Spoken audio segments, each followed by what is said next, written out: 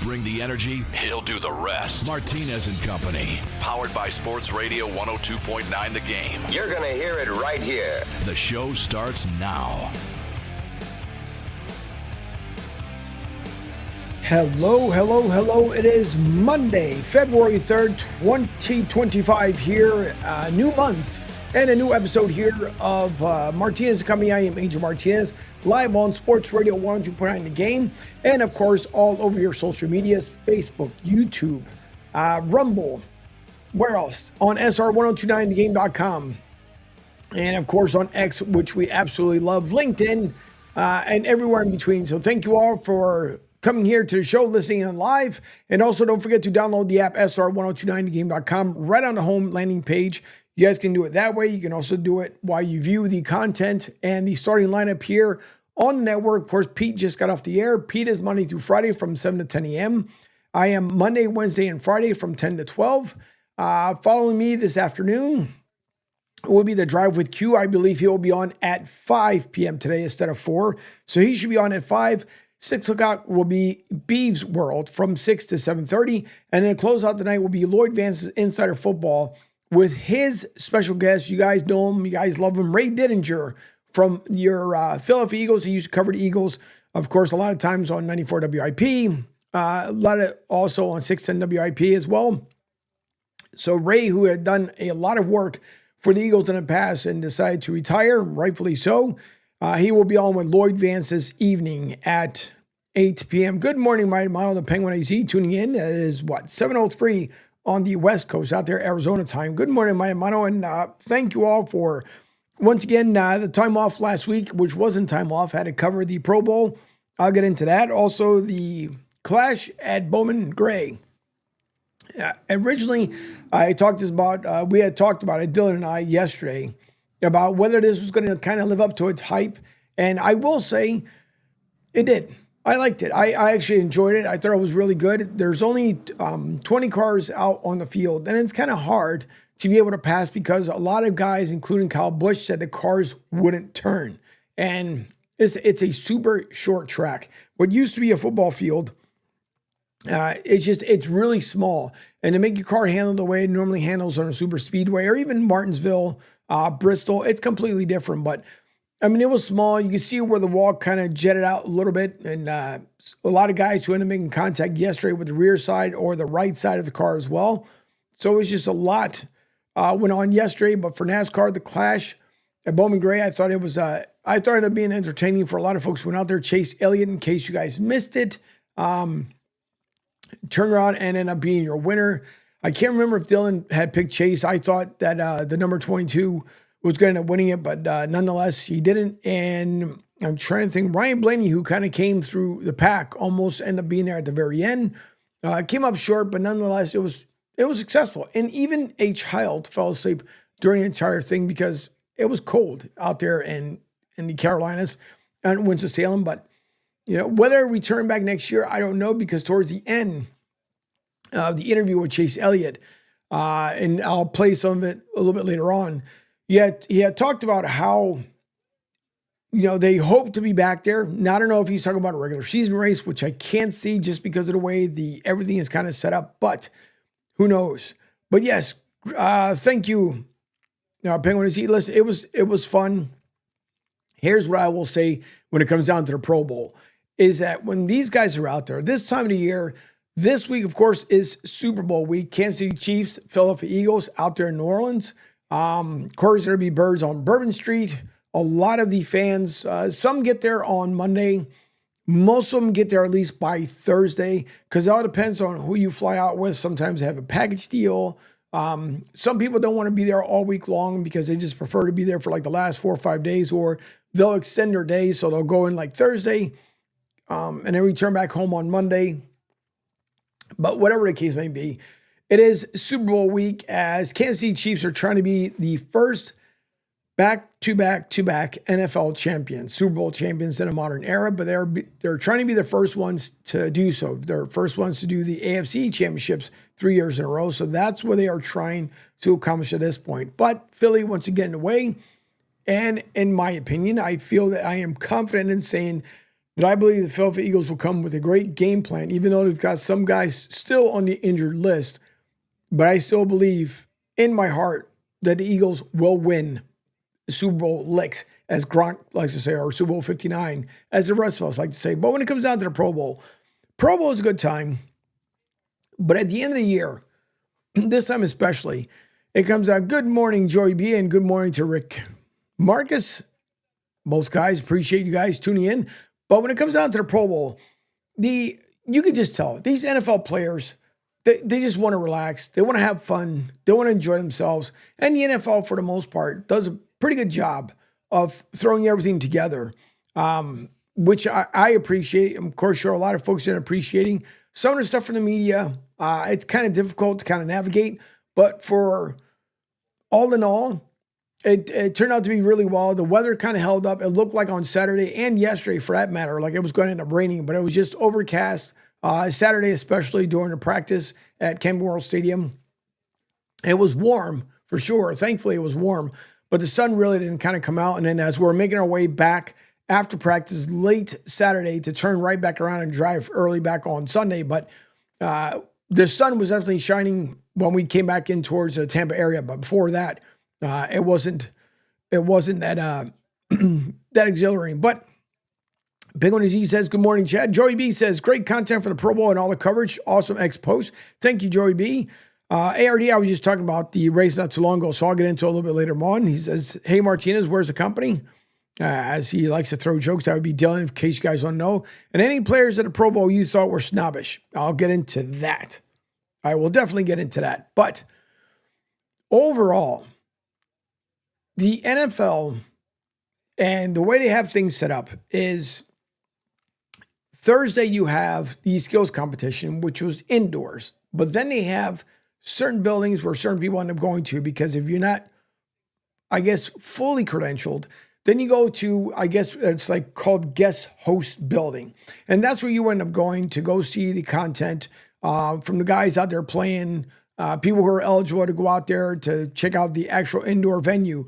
But the only problem that I believe we end up having is, and they had the kind of same situation out there with the Raiders, is that if you're going to have the skills competition, especially indoors, and I know it's limited, I get it, I understand it, but if you want more of the media to be involved, if you want more of the fan base to be involved, it kind of felt like you were just in a warehouse type environment, but more of a barn warehouse type environment, meaning like you can probably fit, I don't know, maybe 8 John Deeres, for that matter, into the venue.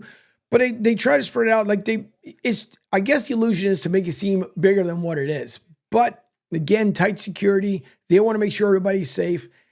And is the Thursday night really hyped up to what it is? I don't know. And jury's kind of still out there on that one. I know a lot of folks don't like the flag football aspect, and they believe that it should remain the way it was. At the same time, too, I can understand with some of the players where they were just, you could tell they were just loose. They were very relaxed. A couple guys were playing cards on the bench. It's just, they want to enjoy themselves. Could they possibly enjoy themselves a little more without the media? For some guys, probably so. For some others, they didn't mind. The only problem that you end up having is because there is so much out there and a lot of things going on, it's hard to grab the player or the coach or whomever that you want, because it's a frenzy. It's a media blitz frenzy. And so basically everybody comes out and everybody has the opportunity of trying to speak to a player. Now, their agents are with them. Unlike Big Dom in Philly, there was no Big Dom presence. When there's no like magical security that's with them as well. But the only problem is that they do come out, if they come over to certain gear, they take it off, get dressed, blah, blah, blah. And then you have a section zoned out for your bigger name media outlets. And I get it. I understand it. We've seen it before. And then those of us who are working our butts off, you just kind of have to shoo your way on in and get the availability that's available. I wish I had the opportunity to talk to Mike Evans on a one-on-one basis, but again, he was just bombarded with a lot of folks. Rock Riley, I'll try to find it as well. He had mentioned about Evans coming back. He also had mentioned too, kind of hinted that he was going to be done in 3 years. because he wanted to go to the Olympics in 2028 for flag football. It was available, which I thought was kind of interesting. But listen, Mike Evans getting up there as far as years-wise. His game doesn't show his age for sure. But he did mention, kind of hinted, that in about 3 years he wants to retire. So if that's the case, again, do the Tampa Bay Buccaneers listen to what Mike Evans had shared with Rock Riley and then turns around and says, hey, you know what? We can lock him up for 3 years. Why not? It's not going to cost you thousands upon, well, it will cost you thousands of dollars, but you're not going to get to the billion-dollar stratosphere where a lot of these contracts, or $1 trillion where a lot of these contracts are going to. I mean, you get Mike Evans, I don't know, 3 years? What would be for a wide receiver? 100 million? I mean, I don't know. But all I'm saying is Mike Evans should be here in Tampa Bay for at least another 3 seasons, and so should Baker Mayfield. Baker, who Peyton Manning spoke so well about Baker Mayfield, and I had the opportunity of asking the question to Peyton Manning about his now coming into yet another season, his third season, different coordinator. And one thing that I know that Peyton Manning, along with the rest of the guys, will never understand is, as there must have been about 40 of us over where Peyton was. And the problem is that if you hear someone's question, depending on how far out you are from the semicircle, you can't hear the question. Or if someone asks a question like really low, Peyton was leaning in to hear the question and then he would answer it. The problem is I can't hear it. Or if I was if I'm trying to get somebody else's attention and I come in late to the party, I don't hear what goes on. So I asked Peyton a question. Peyton says, I hate to repeat myself, but he repeated it anyways. And he talked about how exemplary Baker Mayfield has been to your organization. He spoke very high of Baker Mayfield, how well he's performed for Tampa Bay, and how Tampa Bay needs to lock him up as well for a couple of years. Now, you guys hear me locking him up. I'm not talking about, police work. I'm talking about a contract extension already compared to what he had. And we just had a flash that went on around here. But nonetheless, this is one of those moments where you have to kind of take a look and see what's going on. And Peyton spoke, I mean really high, of Baker Mayfield. I also had the opportunity of talking to Jared Goff, which it seemed like Jared wanted to answer, but really didn't want to answer. But I also, listen, if I'm going to ask a question, I'm going to ask it the way it's supposed to be. The tough part is that when you hear other people in the background and you're trying to gather your thought at the same time, and then somebody else is saying no, you have to quickly design the question to make sure that you're okay within the parameters, I guess, of asking a question, which I don't believe any question should be not asked. But when I went to Jared Goff, I said to him, hey, listen, this year, it basically came down to you guys are losing coordinators. You guys lost.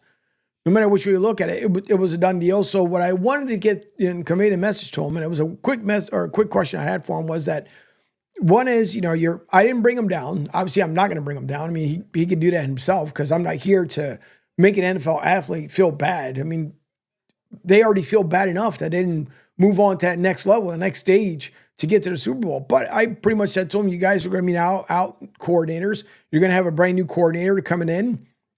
And now you guys have to figure out what you're going to be doing next. How are you going to get there? And he, as I expected it was, that he said that the ultimate goal is always to get to the Super Bowl. Now, he didn't seem, I will say this much, as annoyed coming off. And if he did, he didn't show it to everybody. But he didn't seem that annoyed with certain people asking certain questions. Did everybody have a hard question? No. Were there a lot of softball questions? A ton. Were there some really silly questions?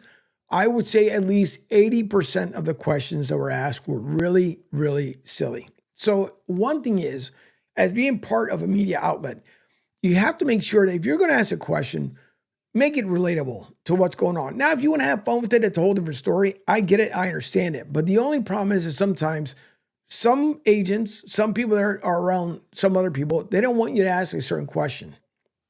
Why? I don't know. My thing is, that's why you make them media available, for us to be able to ask certain questions. It's not like I'm going to ask you something super personal or just tell you, like I said, I'm not going to go up to you and be like, well, by the way, you suck, but I have a question to ask you. That's never going to happen. I mean, have a little courtesy, at least a little common courtesy. But nonetheless, most of the guys that were out there, I really don't think that I ran into anybody who was really snobbish. I know Mike Evans initially, when he came out, He was changing, seems like out of the warm-up because some of the guys didn't know how it was exactly out there when it came for the bus ride, whether it's going to be chilly because the weather looked kind of deceiving. But then he kind of, meandered his way around. And like I said, certain outlets, of course, they are going to get preference, rightfully so. I get it. But I didn't think Mike Evans was snobbish. Vita Vea, I tried to get his attention, but Vita's a big dude. And someone else had kind of was screaming in his ear, so I didn't want him to kind of get displaced or whichever way. It's one of those things that a lot of guys were very cooperative. I will say Justin Jefferson, out of everybody, was probably the most relaxed, the most having fun. Didn't get a chance to speak to a lot of people because, again, it was just extremely tough for us to be able to be let out of the bullpen, as I mentioned, and then they tell you to be at a certain spot, be in a certain area, and then try to grab these guys. But you're also trying to grab them and others because you only have 15 minutes. And believe it or not, it goes by super quick. And the NFL sticks to it. If they say 15 minutes, they have the clock and they're telling you, hey, can you do us a favor, go back to your media pen and then wait for the next group to come through. During practice, the big thing was if you had the opportunity of talking to someone as they came down the side, it would have been nice to be able to talk to, but you didn't have that opportunity either. I know at one point Drake May, when the AFC went out first, he came out to the side after practice was over and someone asked him a question. He kind of came over in our direction where we were, and I was hoping to get a question in, and it seemed like for the most part, truthfully, Drake May really wanted to hang around where the media was because people were just, there was like 2 or 3 people asked a couple quick questions, and he was willing to comply and just stay there, but they pulled him away. He had to do something else, I think, for the NFL. I'm not too sure what it was. And we're hoping he would end up coming back, but he didn't. And that's fine. It is what it is. It's when we were at Radio Row, the bigger differences, and obviously with the players, it's different. Like tonight, for example, everyone will be down there at the Superdome. And this is probably the only time, truthfully, when you go around, there's about 6 booths that are set up, 3 on either side. You're going to have, obviously, quarterbacks, wide receiver, running back, head coach, whatever. That's the moment you have the opportunity of asking a question. But understand this. At least at the Pro Bowl, I would say a quarter of us that were there at Radio Row last year, even with that 0.25% that was there, that was allowed an opportunity to be credentialed.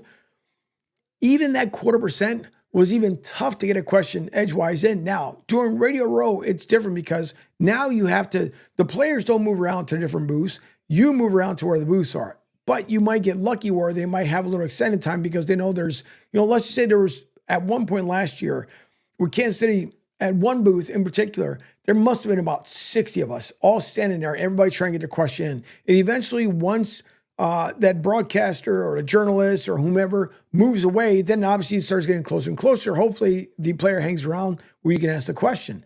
So it's just, there's a lot of stuff that goes on. And I know there's a lot of comments that are coming in. So let me get to them. As Joey B says, nice, Angel, going to spill some tea on the snobby players versus the cool, humble players.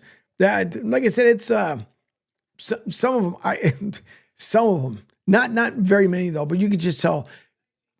If I had to guess, it was just because either what would they have liked a replacement player being there just so they can just be done with. And either, I don't know if there's some of these guys know they're heading to New Orleans. Some other ones are just completely done. They want to go home, rest up. I get it. It's a grueling season. I mean, before you know it, the combine's going to be here. Then you look at it, you have voluntary OTAs. I mean, it's February. In April, you get some of the teams that do voluntary OTAs. And then you have the kind of the mandatory OTAs, and that's in May. Then you have, the 3 weeks or whatever it is that you're off in June, and then camp starts all over again. So, and don't forget, let's not forget about the draft either.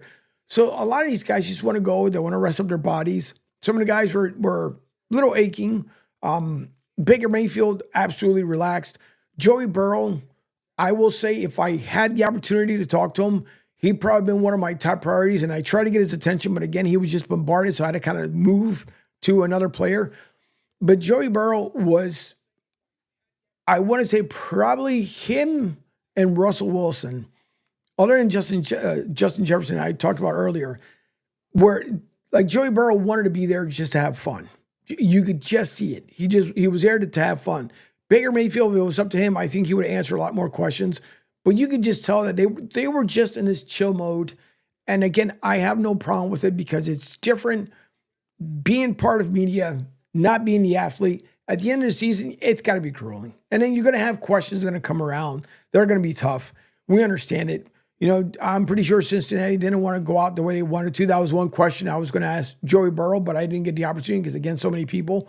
But there were just guys that were, you can just tell, like all they wanted to do was kick back, have fun, not worried about a thing, keep things going. It was just a good time. It was just a good time. Like I said, it was one or two maybe players, and it's not no-name players. But believe me when I tell you, they're no-name players.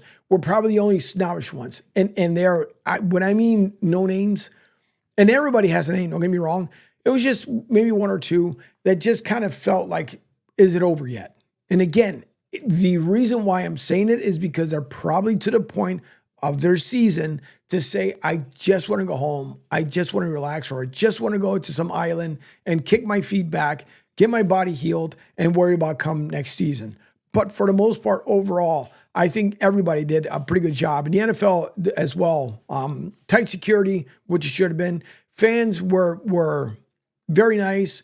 Everyone acted fine. Yesterday, packed house. I think even for my wife and I, we're kind of blown away how many people ended up being there, because we kept hearing on Saturday kind of the grumblings of how many tickets were being sold and how many people are actually going to end up turning out. So I was really surprised. It almost sold out, almost, but until it wasn't. Joe LaRussa says, Pro Bowl is not the same. Missed the games that were in Hawaii. I understand injuries are part of what they do now and is what organizations want to see now, because the organizations are investing a lot of money into players. And organizations don't want any players getting hurt. That is all understandable from an organizational standpoint. Yeah, listen, it's never going to get to, Joe, it will never, ever, ever be back to the way it was in Hawaii. And if you look at it as well, when you have to look at the budget, I don't believe that it's going to come down to where they're going to play. They're just not going to play the way they played before. Flag football is the direction they were going. Some of the teams that were out there on Saturday, they were practicing. Must have been about 4 young ladies group that were out there practicing on the field on Saturday. But you could just tell. I mean, the guys were just having too much fun. Like I said, even practice was so relaxed on Saturday. It was almost like 1-2 step drop, and then, here you go. Here's the throw. Peyton Manning's son, though, I will bring up the video if I remember a little bit later on. Listen, the fruit does not fall far from the Peyton tree. Not far at all. Where he is just like his dad, if not probably end up being better than his dad. But it's funny because little Peyton almost looked like a hard combination of Peyton and Eli, which is absolutely crazy. But his son, a couple of guys ended up bringing their kids. It was just, like I said, it was just a great time. It really was. And I'll get into a couple of things here in a little bit. Joey B says, NFL all about perception of how big the event is in front of cameras. Smoke and mirrors for the most part. Most of the players could care less to be there. Yeah. And it's, again, it's true. It is absolutely true. It's just what stinks. Joe already got to that point. By the way, Joe, just kind of let you know, Pete is the morning host from 7 to 10 a.m. I'm Angel. I'm with Pete in the morning as the co-host and executive producer. So just to let you know, Joe, I am Angel Martinez, not Pete Shepard. Pete Shepard went off the air at 10 a.m., excuse me. So Pete's on from 7 to 10. I'm the executive producer and co-host with Pete Shepard, the Pete Shepard Show in the morning. So just kind of to let you know there, Joe. Rick says, my question to you, Angel, if you could change one rule, hold on, let me go back. In the NFL, what would it be? That's a good question. That is a really, really, really good question. If I'm thinking about it on the media aspect of things, I would definitely say they should attempt to do a little bit of a better job to have the guys maybe do a Super Bowl style setup where you just have, mini podiums or chairs or something, director's chair where the guys can sit and just have everybody kind of rotate through and be able to ask the questions. I know because everything is on a strict timeline and the NFL is very adamant about it. Once they say practice starts at 11 a.m., practice went on until 11:45, and then the NFC side came out, and that went from 11:45 to 12. I think the only time we actually went over by a minute was when the NFC side of the house was out there, and then the practice went on. But I think for availability, because not everybody's going to have, unfortunately, credentialed for everything. Not everybody's going to have the opportunity of going out to a locker room. So I think when it comes down to it, maybe during the Pro Bowl, that they should have some sort of actual media day availability where they can sit to the guys and say, hey, listen, I know you guys probably don't want to do this, but in all fairness, there's a lot of people that would like to have a lot of questions answered, and here's the opportunity for them to kind of engage with you guys. So that's one thing.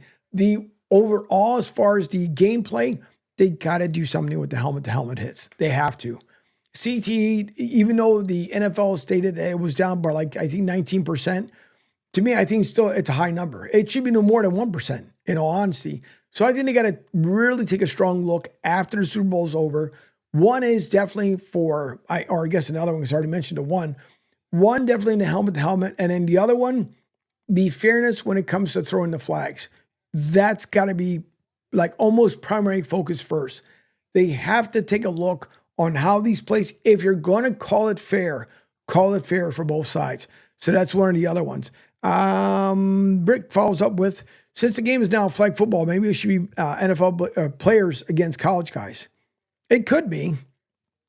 It definitely could be. The one other thing, too, is it makes you wonder, Rick, on one of the questions that you had mentioned.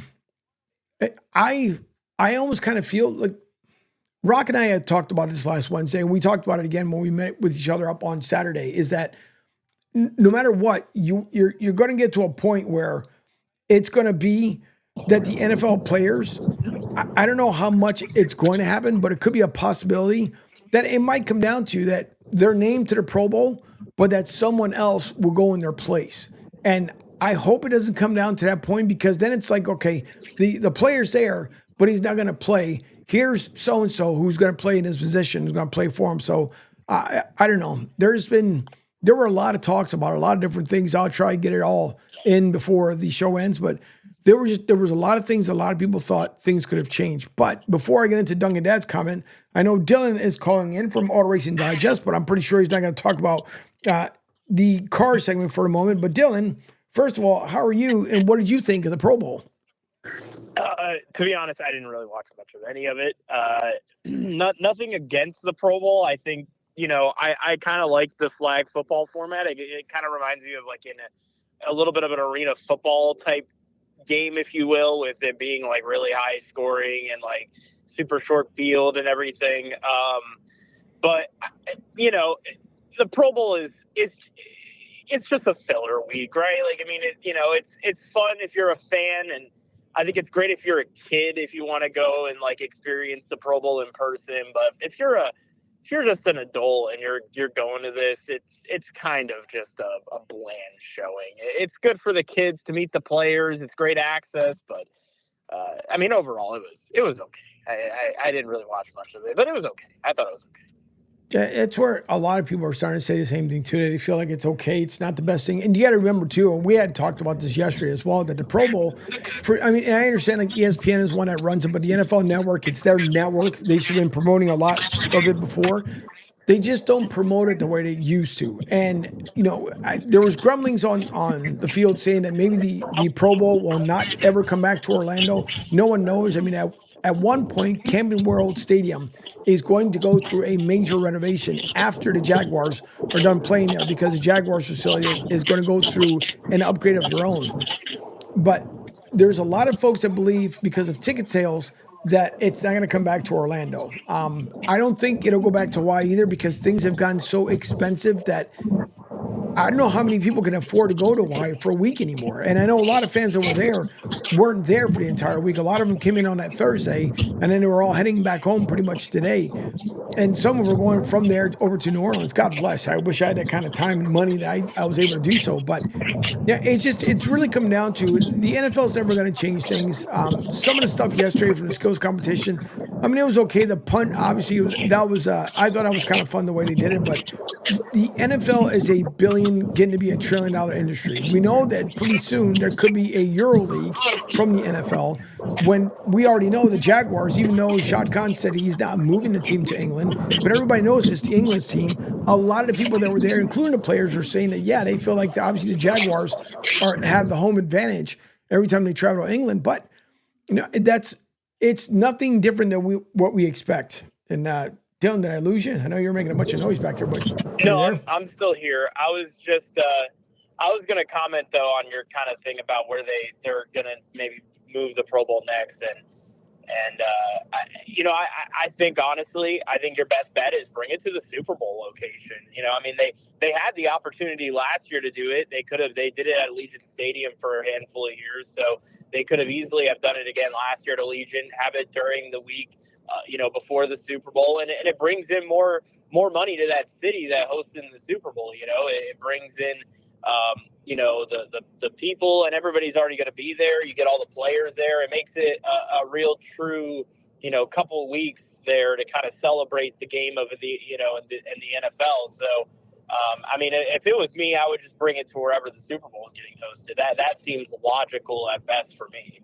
It would seem that way, but you got to remember too, it also will be a logistical nightmare for the NFL because you get, things that we have to be set up the same way with the field. The field from my understanding is when it comes to Super Bowl week, no one is supposed to touch the field the week of the Super Bowl. It's supposed to be in pristine conditions, supposed and alleged. Obviously, we didn't see that in Arizona just a couple years ago when KC and the Eagles had played there. But like last year with the Raiders, they're able to take the actual field that they play on. It rolls away from the stadium itself, and it is naturally grown by natural sunlight.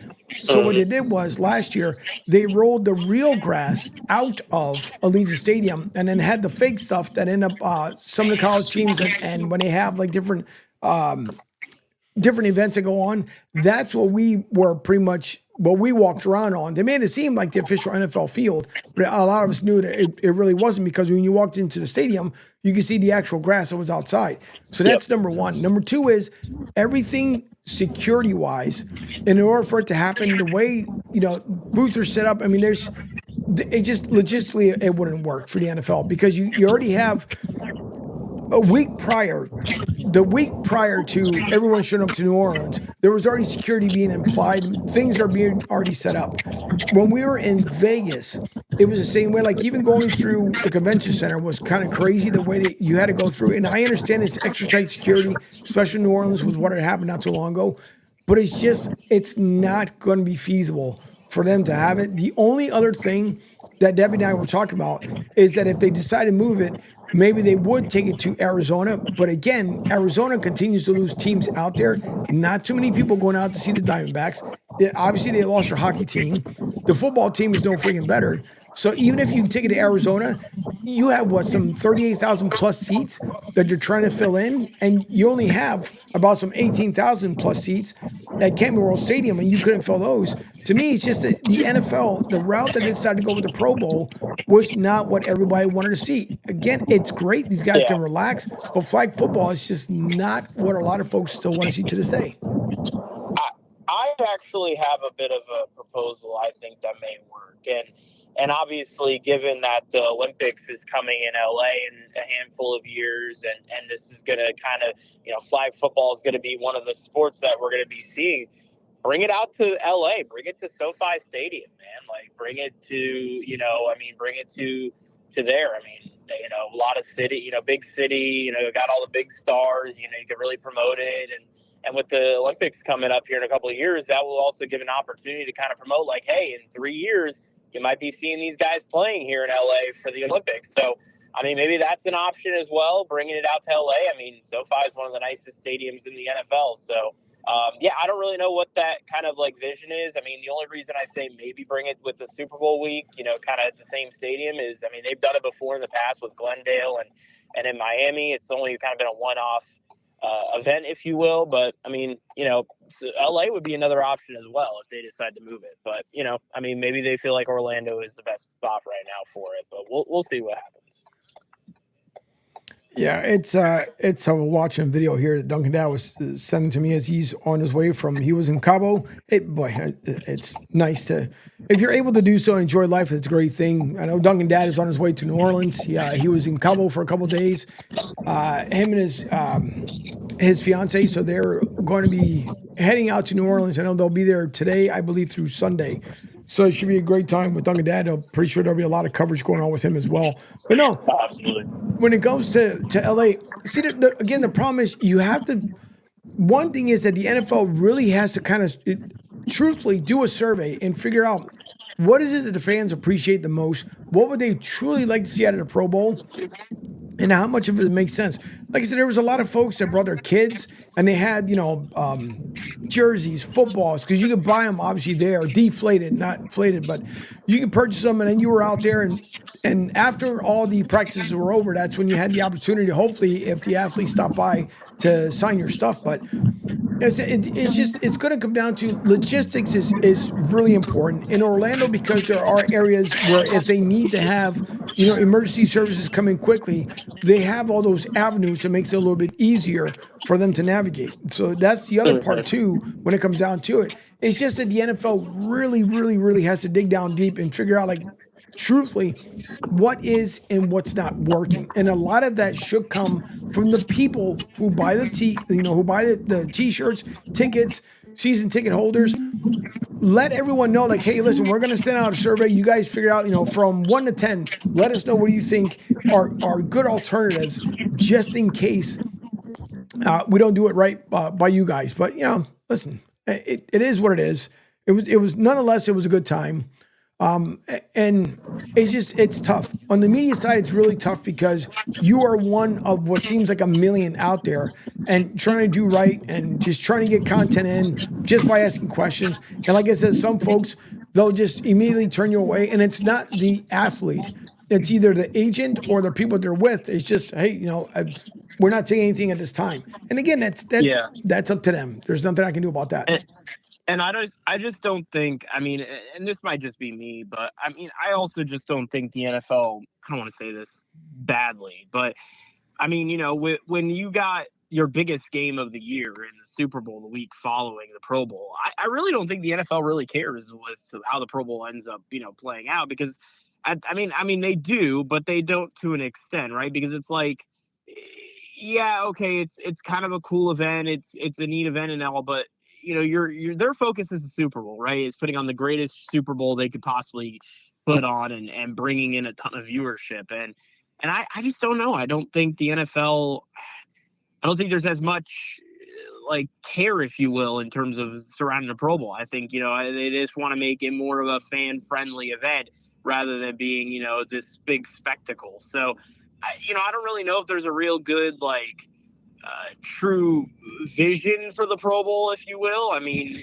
I wouldn't be surprised if in like a handful of years the Pro Bowl ends up not being a thing anymore. Like if they just decide, you are picked as an all-star or a Pro Bowler, if you will, but we're not going to have a game this year. Like I don't know. I mean, it's very possible.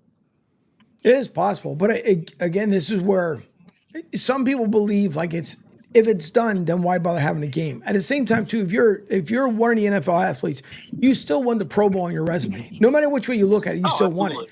So it's the only thing is that I hope, and I know there was grumblings and talks amongst ourselves out there, but we're starting to believe that some of these guys like the NBA All-Star Game, which is an absolute joke.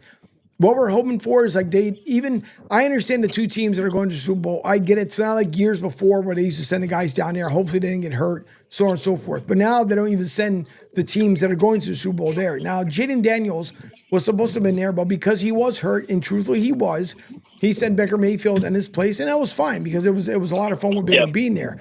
But at the same time, too, if you're being picked to go to a Pro Bowl, I really hope that these guys don't start to send alternatives, even if they're healthy. I hope it's like, thanks for the opportunity. Thank you for the accolade. I'm great. I'm a Pro Bowler, but I'm going to send third team from the second string out from our safety squad out there, and he's going to play in my name. It's just that's something that the fans don't want. Well, Angel, let me ask you this, and I'll even ask everybody else in the chat, and everybody else can probably chime in. I mean, in your opinion, what what of the major four sports, what all-star game is the most, at least entertaining to watch, right? Like, which all-star game do you think is the most entertaining? I mean, baseball for a while was always entertaining because you had something to kind of to play for a little bit. I mean, what do you think? I mean, what is the most entertaining, I think, all-star game right now? truthfully, right now, hockey is probably Yeah. the best all-star game that's out there because, I mean, it's the skills competition, skills contest.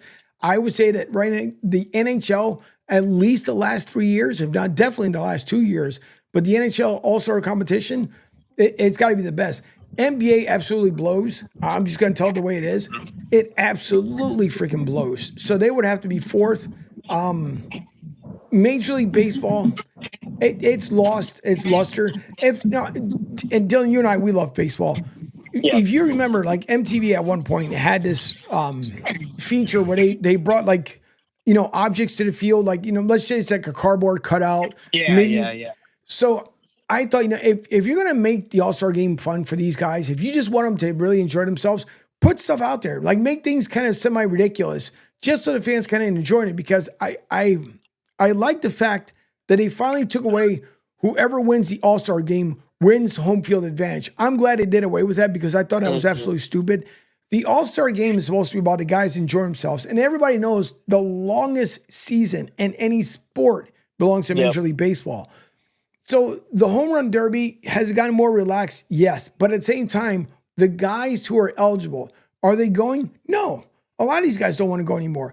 And that pisses you off because if you win, like right now, there's fans that are going to purchase tickets for the All-Star game because they put their money together and they wherever the host stadium is going to be, that's where they end up being. And then let's just say, I'll use Bryce Harper, for example. Bryce Harper gets a nod to go to the All-Star game and he decides, I'm not doing it. I'm just going to send, I don't know, whomever in my place. As a fan, you're pissed because you paid money thinking that you were hearing someone's name and they're like, oh, great, I already have my ticket. He's going to be there. This is going to be terrific. And then they don't show up. So for me, you got definitely the NBA at the bottom.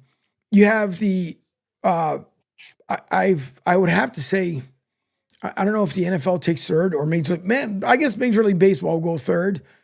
NFL second. And then obviously the NHL by far, in my opinion, has the best all-star game right now of any of the four majors. And the NHL, actually, I don't know if you saw this, but they're not even hosting the All-Star game. They're going to basically replace it this year. And it's only for this year, but they're doing the Four Nations face-off, which I think is a genius idea because it does bring all your biggest stars of some of the major countries together. It brings kind of some, patriotism to your respective country that you're rooting for. And also, there's something to play for. It actually makes it feel important when you're playing for your country. So I thought that was a genius move by even the NHL is like, hey, we're going to do this Four Nations face off and we're going to make this kind of a, kind of a mini World Cup, if you will, of with all our biggest stars in the NHL. I thought that was a genius move by the NHL, personally. It was a genius move. The same way, I think it was the dumbest move is Adam Silver coming on over the weekend and saying that he wants to create an NBA EuroLeague. In the meantime, the NBA has become the biggest bust in the past couple of years. And like I said, the NBA All-Star game is an absolute joke. I mean, there is none of your All-Stars that are nominated to be able to become an All-Star. None of them ever show up. And then they don't want to do a three-point contest. They don't want to do the slam dunk contest. I mean, last year we went down to the college ranks to get guys to be able to play, in the G League, which the G League, the whole reason why you're there, it's a placement card for you to make it to the NBA. But it's like, what are you doing, NBA? It's become such a joke. And then the whole trade thing, I'll get into that a little bit later on with Luka and going to the Lakers. It's just, the NBA has really, and I barely watch it. If I'm being 1,000% truthful, I barely watch it. My Sixers, I'm so done with the whole Sixers and Joel Embiid, especially with Josh Harris telling the team, don't cheer for the Eagles because I own the Commanders. Who gives a shit? You're in Philly. And for any Sixer to be like, what are you going to do? Take away my paycheck? That's just ridiculous. You're already creating a Dan Snyder environment with all the other nonsense, minus the sexual harassment. you're creating culture that nobody wants. So, but Sixers fans keep buying tickets. You guys keep showing up down there at the well. So let me know how it works out for you, because he's not interested on making this team better. So for me, I'm hoping that Jeffrey Lurie buys the Boston Celtics, and I will turn into a Celtics fan, because at least that owner cares about their team. But I'm so done with the NBA too. Yeah, I mean, Joel Embiid, well, first off, the Sixers have completely wasted their talent in terms of just, they've done nothing. They've had such a big window to work with, and they've done absolutely nothing as a team. And it's kind of a shame. I mean, they every time they go to the playoffs, it's been a kind of a quick exit for them. So, it's, the NBA is a flawed league right now, and there's a lot of things that I like about the NBA, and there's a lot of things I don't like about the NBA. And,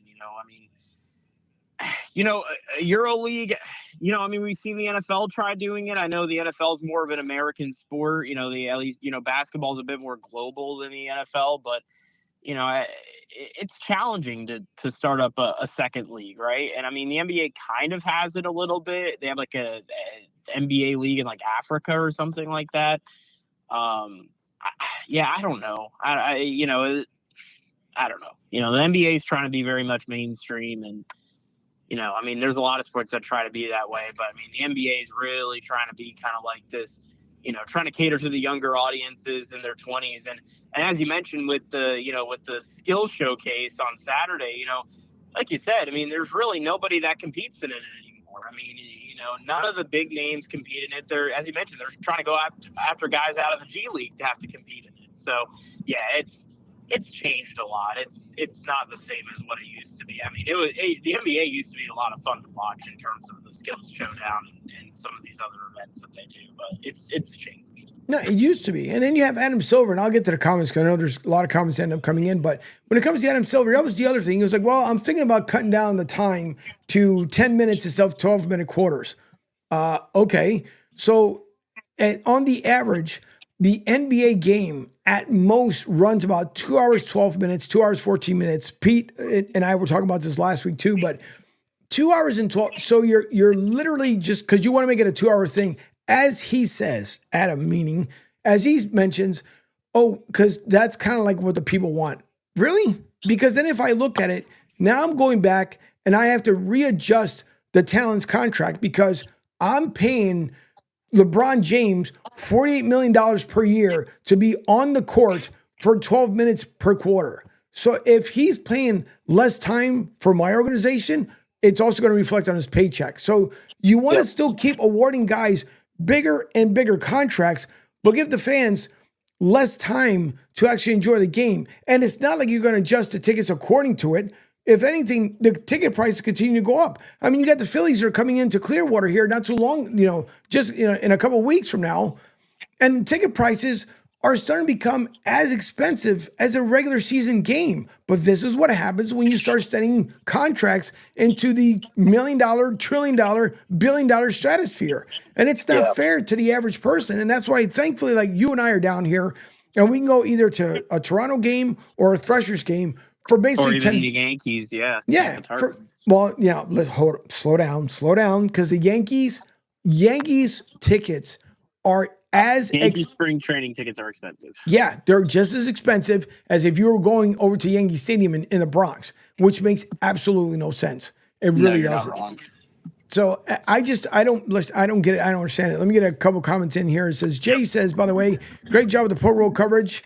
Interviews. Thank you, Jay. Do appreciate it. Bees World, of course, is coming up tonight at 6 p.m. As Duncan Daddy mentioned earlier, I believe he said he's going to try and join in live from New Orleans. Had to have Eli and golf on. LOL. Yeah, I did. And someone did not want me to ask any question whatsoever, but that's a different story for a different day. Jay says, always welcome. Duncan Daddy. I went to my local Dunkin' on Sunday. Also, he mentions LA, Miami, New Orleans, Vegas should be rotating Super Bowl sites. They should be to kind of make it easier.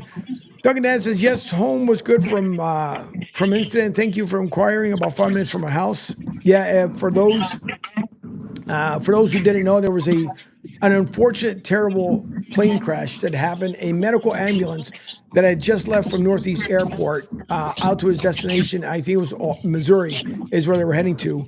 a mom and some of the family members. Apparently, there was a fire that was inside of the plane, which then set off one of the oxygen tanks. And then apparently, and it's sad to say, but they all had passed in the air prior to making contact with the ground. But I know there was a person that was in a car nearby. They were killed as well when the jet made impact on down there by Common and Franklin in the Northeast, and a couple homes that were on fire. But listen, it's just, I know Rick says all the time that the planes are safe, the planes are safe, the planes are safe. There is just too many incidents going on with planes as of late. There was one just yesterday where the engine ended up catching fire. Thank God they didn't get up in the air. So there's a lot of weird stuff going on with the planes as of late. But again, I'm not an aviator. The same way with the unfortunate incident in DC. I know they're still investigating that. I don't understand how you're an air traffic controller. You're responsible for two planes or two different items, not even two planes, two different screens at the same time when you should just be controlling one. So it's just, it needs, people who need to be in positions need to be there. And unfortunately, a lot of our older air traffic controllers are leaving because they have been stressed out, especially within the last 10 years or so. So we just hope the airways get to be a lot better. As far as going back to the NBA for a second here, the Luka deal, according to the GM, as he likes to call his head coach, Jay Kidd, he feels like him and Jay Kidd are on the same sheet of music. So if he makes a trade, that Jay Kidd's okay because he already knows what Jay Kidd's going to say. I don't think Jason Kidd knew anything that was going on. And it was kind of more of a shock and awe to him. Like, really? This is what we're doing? And I'm not told what's going on. But some people say they don't like the habits of what Luka has done. Apparently, last year during the finals, for the NBA, that what he had said, he already kind of felt excited towards the Mavericks. You got to wonder, the Lakers, they're like the Dodgers. They're going to do whatever they need to do to pull off the win. I don't know how well it's going to work out between Luka and LeBron. Supposedly, LeBron wanted both Luka and Kyrie there, so I guess it would be Dallas West if that's the case. But everybody knows that LeBron, he wants to win another one before he walks away. And then the thought of that Bronny is NBA ready. Bronny is nowhere near NBA ready, No, but now that's the he's going to be biggest with the lie. team going forward. Yeah, that's the biggest lie. Bronny is nowhere near NBA ready, and he's not even good enough to be in the G League to begin with. So I mean, I don't know what people have in Bronny. He's not a good player. No, his younger brother that's still in college, so much more better. So much more better than Bronny. Yeah, and the whole Luka deal, and I'll get to it here in a second before I head off here. I'm on my way to school right now. I mean, the whole Luka deal is wild, right? Like, it's just so crazy. I mean, it really shook the NBA. It really did. And I mean, it's really hard to believe. I don't know. It's just a weird time we're in right now, right? It's this whole. Yeah, it's almost unfathomable to think about that deal even happened. It honestly, God, it doesn't make any freaking sense. It really doesn't. Other than Lakers trying to lock up an NBA championship, and then I mean, supposedly LeBron isn't going to walk away from the game yet, even though the game is starting to slowly walk away from LeBron. I understand at 41 years old, you're playing kind of lights out for some part, but it's funny how this season you happen to be a lot more healthier than you were last season. And then there was also rumors too about him and Anthony Davis not getting along because they both wanted the ball. So if you send Anthony Davis to Dallas because Davis wanted the ball, you want the ball, Luka wants the ball, how the hell are you guys going to be put in to be able to play as a team organization? Yeah, it's pretty wild, man. It's hard to believe. So yeah, I don't really get it at all. All right. Well, real quick because I know you're heading off to school. What did you think about the clash last night? Yeah. Well, a little bit conflicted with it. Definitely, it was not what I was expecting. I don't know, man. I thought it was a crash fest, to be honest with you. It was okay. It was okay. Now you can kind of understand when we were talking yesterday when I was mentioning to you about how I didn't feel. Now you can kind of understand where I was getting at. Yep. Yeah, it was. Listen, I thought the the crowd was great. I thought the crowd was incredible. But yeah, it was a crash fest, to say the least. It was not a pretty race. So, yeah, I don't know how to feel about it. There was a lot of money wrecked last night, to say the least. And for just the Clash event, I was not a big fan of that. So. No, that's why I said what I had to say about it, because I just thought it was just one of those things that it could have been a whole lot freaking better. But again, what do we know? But nonetheless, Dylan, thank you so much for calling in. I know you have to get off to school. And then USF women's lacrosse team making history this Friday with their first match on the field. Yeah, first match on the field. Excited to see them play. It should be a lot of fun. And they've been getting ready. Apparently they had a scrimmage against UT. And it should be a lot of fun. Looking forward to it. And hey, man, go Bulls, baby. Let's see how they do on Friday. Should be a lot of fun. Let's see. Go Bulls indeed. All right, Dylan, enjoy the rest of your day. Thanks for calling in. Absolutely, my friend. Thanks so much. Appreciate it. You're welcome.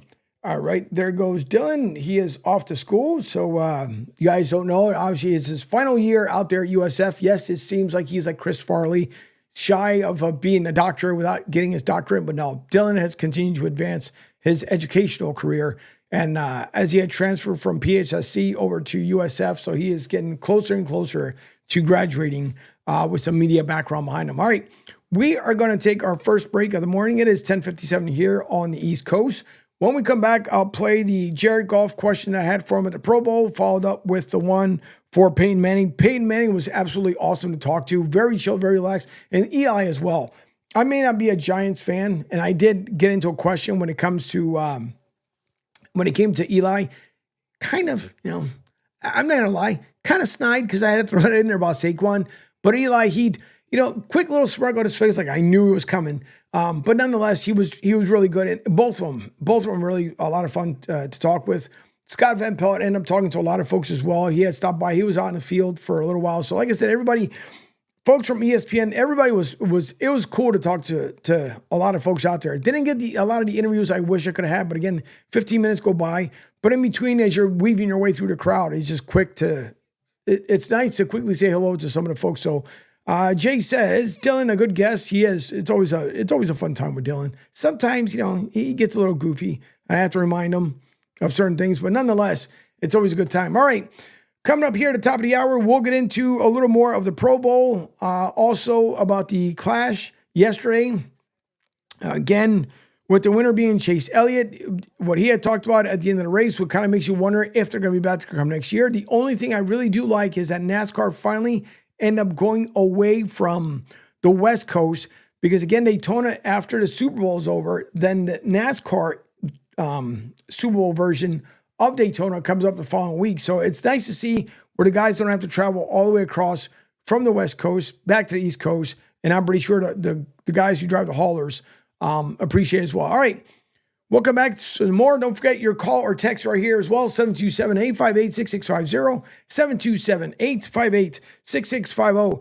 Don't forget, you can always check out the content at sr1029game.com. You can download the app. So therefore, if you are in your car like Dylan was, you can listen to the live audio version of the show. And then once you arrive at your destination, you can switch right on over to the video portion element. You hear Jay talking about it all the time. So good to roll tonight at 6 p.m. So don't forget, Bees World will be at 6. So we'll get into a lot more stuff into the NFL as it is Super Bowl week. But until then, I'm Angel Martinez. You're listening to Martinez Company here live on the Coastal Sports Network. Hi, folks. This is Gerard Moynihan of Moynihan Lumber, and I would like you to know that our company has been selling Anderson windows for over 60 years. See the complete line of Anderson windows at any of our 3 locations in North Reading, Beverly, or in Plastown, New Hampshire, or at MoynihanLumber.com. Hey, everybody. It's Pete Shepard from the Coastal Sports Network. Want to tell you about my good friend Lou DiMuzio and his company. Lou is the president and founder of Ace Technology Advisors. They're big-time tech specialists. At ATA, they're able to craft craft, implement, and manage the best and most appropriate solution for your business. They leverage their industry-leading experience and their portfolio of technology partners to improve your best practices and infrastructure. So you can get a hold of them at 888-599-4223. That's 888-599-4223. Check them out on their webpage, www.acetechadvisors.com. That's www.acetechadvisors.com. Or you can email them sales@acetechadvisors.com. Check out my friend Lou DiMuzio and Ace Technology Advisors. Kids presents What to Expect When You're Expecting. A teenager. Learning the lingo. Today I'm going to help parents translate teen slang. Now, when a teen says something is on fleek, it's exactly like saying, that's rad. It simply means that something is awesome or cool. Another one is totes. It's exactly like saying, totally, just shorter. As in, I totes love going to the mall with Becca. Another word you might hear is jelly. Jelly is a shorter, better way to say jealous. As in, Chloe, I am like so jelly of your unicorn phone case. You don't have to speak teen to be a perfect parent. Thousands of teens in foster care will think you're, rad just the same. To learn more, visit adoptuskids.org. A public service announcement brought to you by the U.S. Department of Health and Human Services, Adopt U.S. Kids, and the Ad Council. This is the story of a very special woman. In a matter of seconds, she turned herself into a great mathematician or an entrepreneur. Her knowledge was limitless and still is. She could also make monsters disappear, especially those that lurked in the shadows under the bed. Once, this woman put back together a teenage girl's broken heart, which had been shattered in 1,000 pieces, just by giving her a bear hug. She masqueraded as a regular person at work, but as a superhero at home. Everyone knows her as Gabriella. I still call her Mom. Your hero needs you now, and AARP is here to help. Find the care guides you need to help, complete with tips and resources at aarp.org/caregiving. A public service announcement brought to you by AARP and the Ad Council. Hey, Dad, your prescription will be ready in just a minute. Hey, Dad, your laundry will be ready in just a minute. Dad, your lunch will be ready in just a minute. Hey, honey, why don't you take a minute? When you help care for a loved one, you give them as much time as you can, making sure they're safe and comfortable. But it's just as important that you take some time for yourself. At AARP, we can help with information and useful tips on how you can maintain a healthy life balance, care for your own physical and mental well-being, and manage the challenges of caring for a loved one. Because the better care you take of yourself, the better care you can provide for your loved one. Thanks, Dad. Thank you. You're there for them. We're here for you. Find free care guides to support you and your loved one at aarp.org/caregiving. That's aarp.org/caregiving. A public service announcement brought to you by AARP and the Ad Council. Download the Sports Radio 102.9 FM All Game right, app and tell your friends that Florida has a new leader in digital sports radio. All right, welcome back. Cut down the break here for about 3 minutes instead of the usual 4-minute rundown that we have. Thank you for listening in to Martinez Company here live on Sports Radio 102.9 The Game, all brought to you by the Coastal Sports Network, and of course brought to you South, the company that started it all back in 2020. Can't believe it's going to be 5 years that quick for the existence here of the company. I do appreciate everyone's support. Thank you so much. I haven't heard from Gas Pump Guy, but I'm hoping that he's okay. I know there's times where he gets crazy busy. The same way up there up in Rhode Island with Jerry, our good friend up there. By the way, it's finally starting to warm up here in Florida. So thankfully we are out of the cold weather muck that it's been all this time. And so this week looks like into the next week, overnights in the 60s and the highs in the 80s. That is good news for us here in February. It's not, usually it's about 75 on the average. And then we start getting into the 80s about March. And after that, the heat wave comes back. But you know what? I'll take it because we are sick of being chilly here in Florida. All right. As I had mentioned going into the break, my question for Jared Goff that you guys wound up hearing, and if you guys listen in just enough, you're going to hear a quick no. So here's my question to Detroit Lions QB number 16, Jared Goff. So this year you guys came close. You guys came very close to getting here as far as the Super Bowl. Came up a little bit short. You still had a very successful season. What's the outcome for next year? I mean, you guys lose coordinators. It's obvious because you start losing teams as far as coordinators when other teams are looking to see the success the Detroit Lions have had. So what's the ultimate goal for next year? Obviously, to get back to the Super Bowl. But for yourself, what's your biggest challenge for next season? Yeah, we want to try to win a Super Bowl. Again, that's always going to be the goal, and came up short this year, but got to find a way to do it. All right. Well, thank you, Jared. Yeah, thank you. So that was the question to Jared, by the way, as I was bringing that up, some breaking news here, as Myles Garrett has requested a trade from the Browns, citing his desire to win and compete in the biggest stages. That's according to Ian Rappaport. Listen, I knew it wouldn't be too long before Myles Garrett had enough out there in Cleveland. I think everybody's had enough out there in Cleveland. And Cleveland's got to figure out what's going to happen next.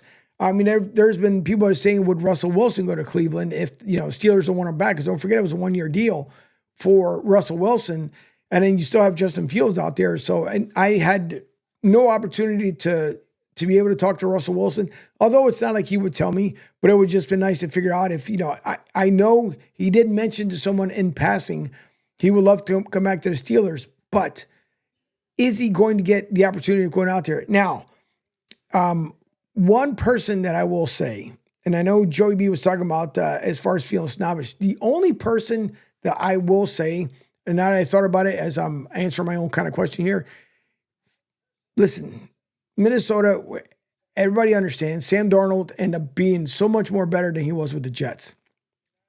A couple times yesterday, Saturday, yelled out his name to get his attention, and somebody went up there with a very, very super fluff question, and I don't want to say it was a deliberate kind of blown off type deal, but it was just kind of one of those things, like it looked like he was annoyed that I guess I yelled out his name, but that's what everybody else was ending up doing. So I don't know. He was the only one that I will say that I didn't get like the good mojo. I just kind of felt like, I'm just here to be here nonetheless. But I just, and as Jay's telling me, but I already mentioned it, Myles Garrett is requesting a trade. So I did see that. But nonetheless, he was the only one that I kind of felt like, all right, dude, I get it. I mean, you're here because of all of us. You're here because of the fans. And I guess some people just get annoyed. Why is beyond me? I don't know. But he had seemed to have gotten annoyed for whatever reason. Now, here's the question. This was asked by Rock. Rock was out there, had the opportunity to talk to Mike Evans. And he said he asked Mike Evans if he was still going to play for the team USA in flag football in 2028.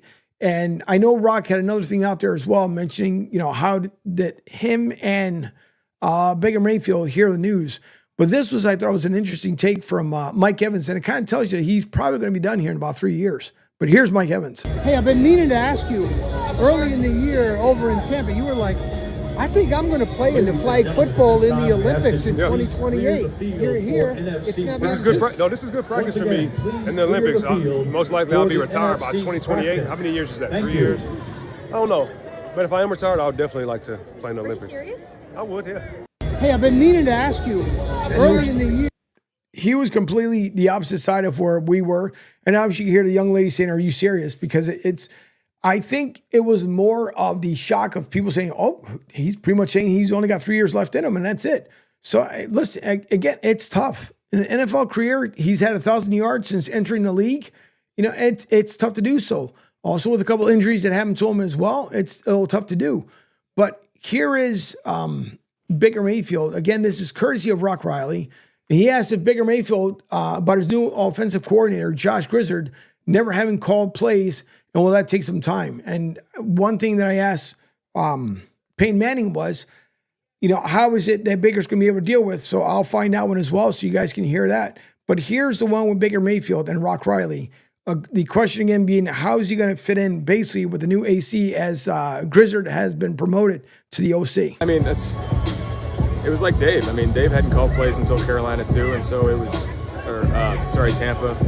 But you get used to it. And how involved Grizz was, and just we were in every meeting together, so how involved he was in the game plans and whatnot. I know that he's going to be a good play caller. You can just sense that already. I mean, it was like the guys mentioned him, call him Grizz, Grizzy, Grizzard. Everybody had kind of different names for him.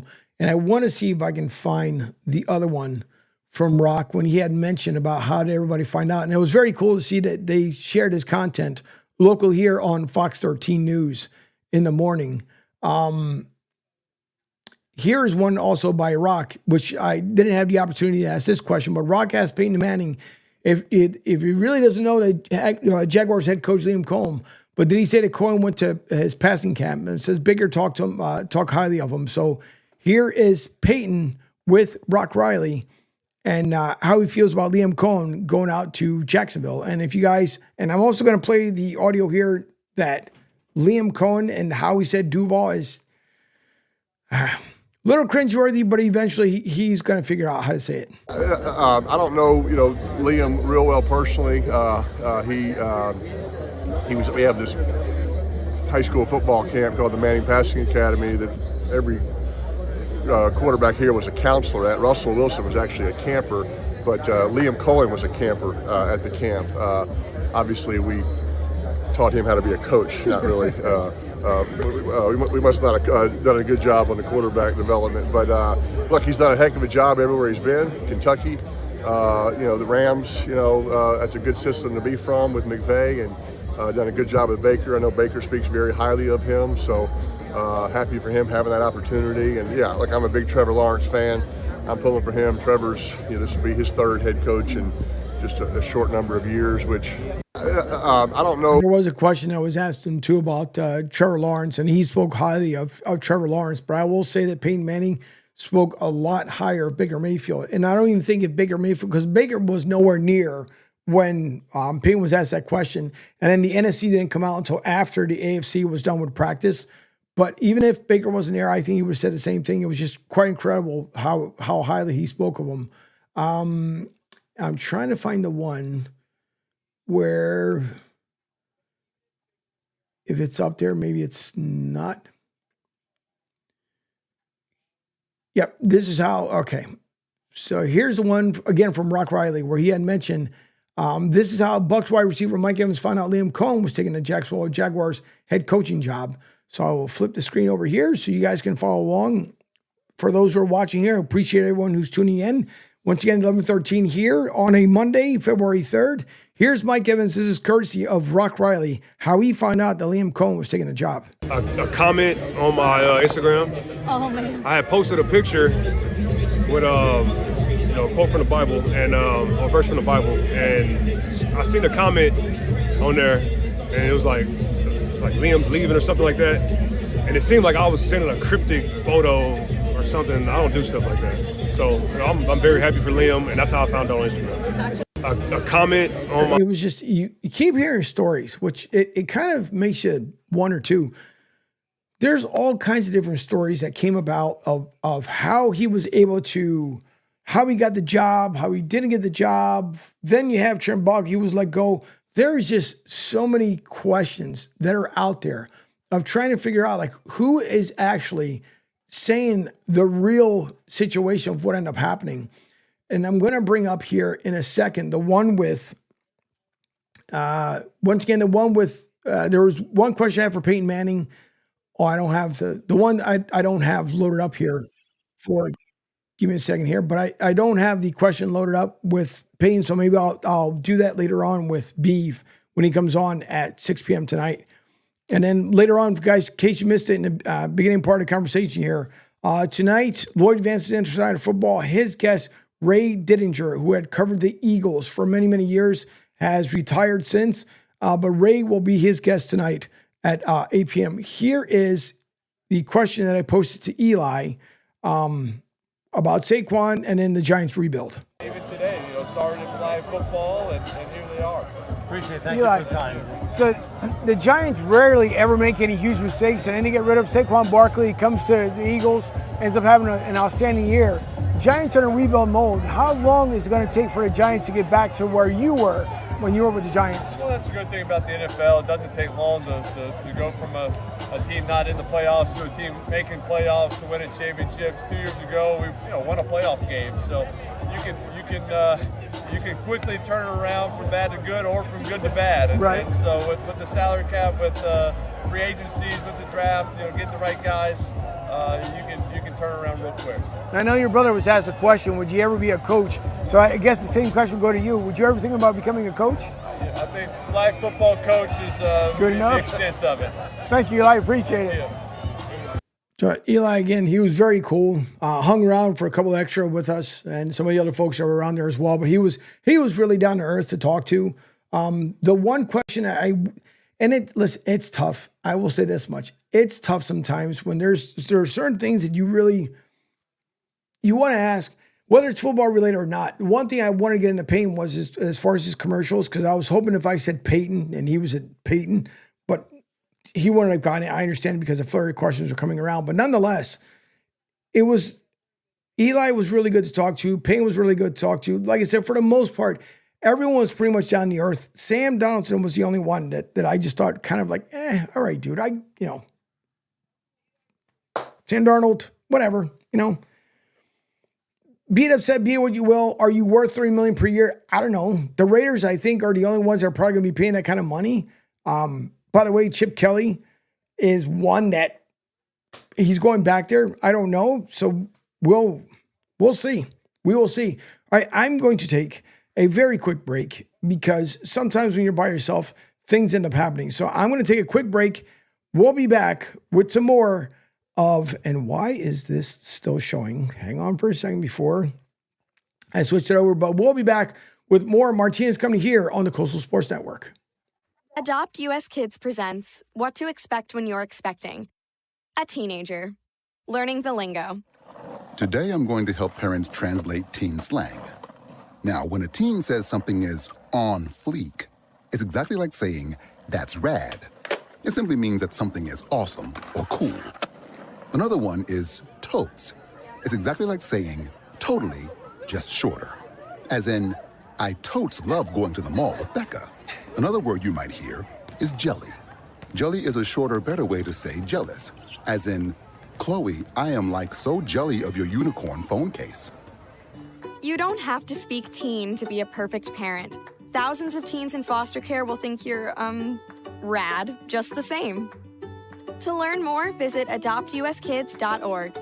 A public service announcement brought to you by the U.S. Department of Health and Human Services, Adopt U.S. Kids, and the Ad Council. This is the story of a very special woman. In a matter of seconds, she turned herself into a great mathematician or an entrepreneur. Her knowledge was limitless and still is. She could also make monsters disappear, especially those that lurked in the shadows under the bed.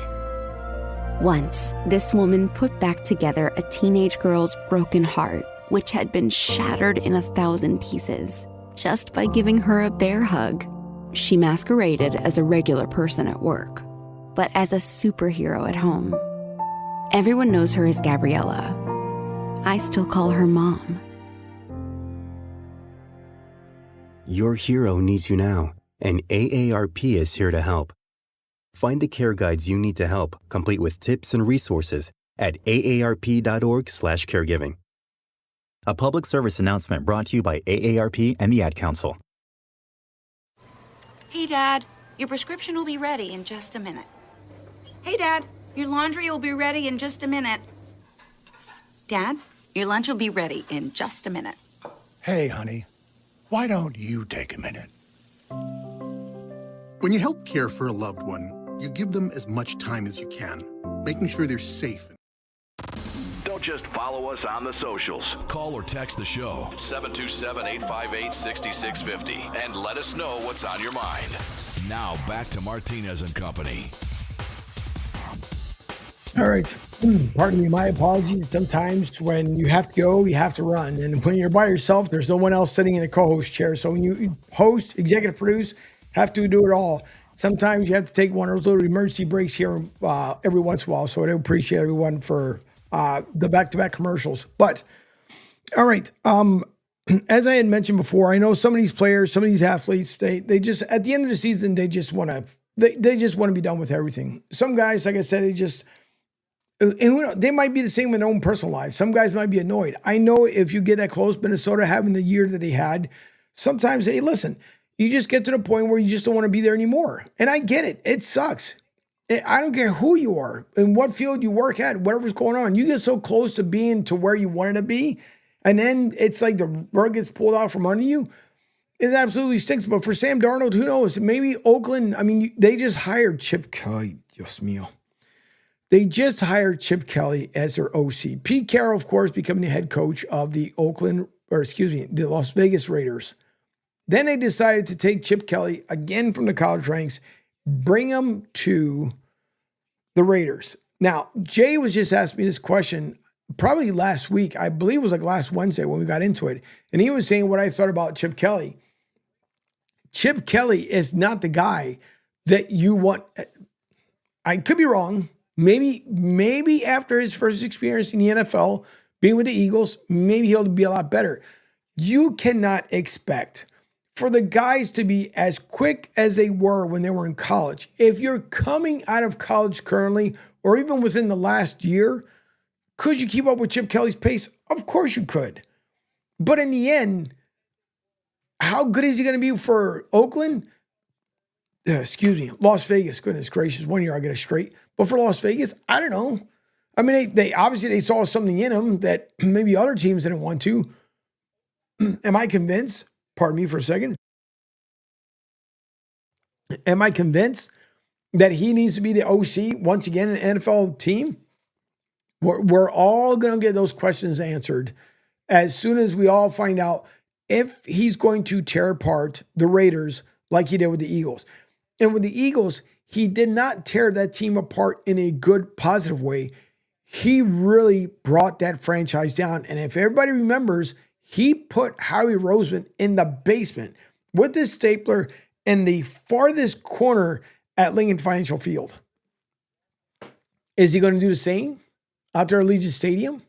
Hey, listen, GM, you're on notice. Because Chip Kelly wants to take over everything. You're not Belichick of old. It's just the Raiders are going to find out whether he's changed his ways and will be a good OC, or will he be the old one that he was with the Eagles? I found out the news. I just thought it was like, good luck. That's all I got to say. Raider Nation, good luck.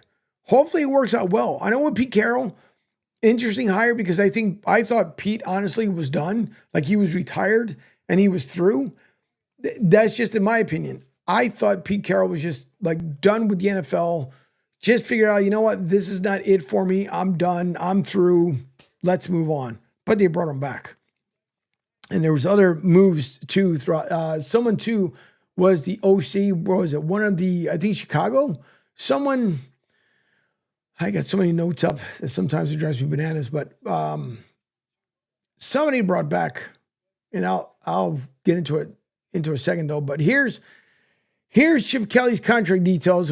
It emerges after taking the Las Vegas Raiders offensive coordinator job. This is thanks in part to On3 Sports. But Chip Kelly's the new offensive coordinator of the Las Vegas Raiders, and the contract details have emerged. According to Albert Breer of Monday Morning Quarterback, Kelly will earn $6 million per season, making him the highest paid offensive coordinator in the NFL.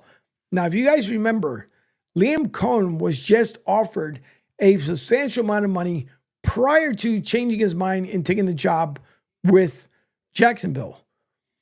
So was that the same ballpark? Because I did mention once word got out on how much an OC would get paid, will it affect it in any way? Now, $6 million per year to be an offensive coordinator, that's some pretty big bucks. The Raiders told the candidates during their search that we're making a serious commitment with an infusion of cash from the new owners.